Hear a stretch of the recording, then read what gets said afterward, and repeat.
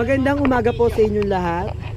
Ngayon po ay makakapanayam natin ng mga isa sa nagja-jogging dito sa Fabi Laguna, sa May Toys. At ngayon ikakausapin ko siya kung ano mga nararamdaman niya sa kanyang sapatos at sa kanyang mukha. Okay, magandang umaga po sa inyo, Miss Miss Matutina. Hello. Okay. Meron po lang ako may mga konting katanungan para sa inyo. Nasa akin yun. Anong tanong? Ano nakakamdaman ng paa nyo? Na-stress na siya. Ang mukha nyo? Well, beautiful pa rin.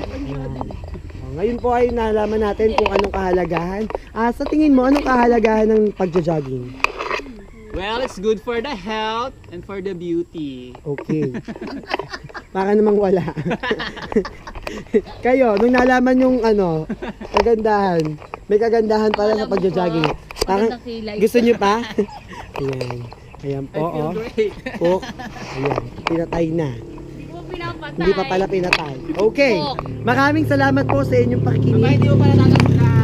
Tanungin po natin ang kilay ni ate. Ganyan ba lagi talaga yan? Medyo nabubura na nga.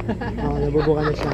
Okay, isa naman po sa ating makakapanayam, ang butihing mayora po.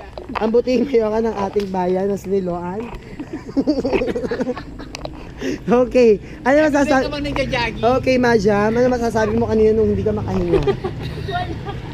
Wala. It's so stressed. Yan po ang mga nagja-jogging. Kaya kung ako sa inyo, huwag na kayong mag-jogging.